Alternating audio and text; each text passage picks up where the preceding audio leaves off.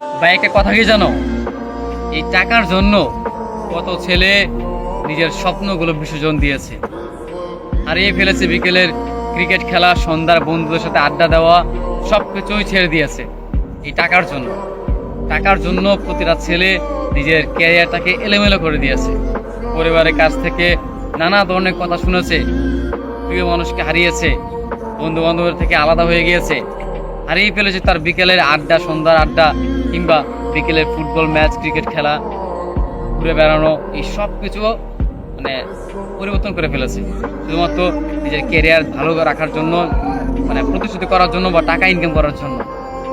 আসলে সময়ের সাথে সাথে সেই ছেলেটা পাল্টে গিয়েছে। যেই ছেলেটা একটা সময় ক্রিকেটে আসক্ত ছিল, যেই ছেলেটা একটা সময় কোনো একটা মেয়েকে ভালোবাসতো, যেই ছেলেটা একটা সময় সবসময় বন্ধুদের নিয়ে আড্ডায় থাকতো, ঘুরে বেড়াতো, আজকে টাকার জন্য সে তার পরিস্থিতি পাল্টিয়ে নিয়েছে।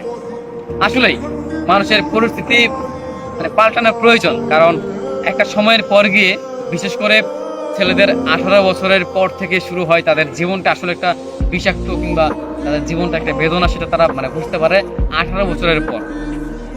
বা 18 মানে জীবনের যে বয়সটা, সেটা হচ্ছে যে 18 বছর। তার আগে যে মুহূর্তগুলো, সেগুলো মানে খুব ভালো কাটবে, কিন্তু জীবনে যে 18 বছর যে পার হয়ে যাবে, কিংবা এই বছরটা যখন মানে পার হয়ে যাবে, ঠিক তখনই প্রতিটা ছেলে কিংবা প্রতিটা মেয়ে, তাদের কাছে মানে তাদের জীবন একদম বিষাক্ত মনে হয়। তাদের একদমই মানে নিজের জীবনটাকে তারা মানে ভালো লাগে না।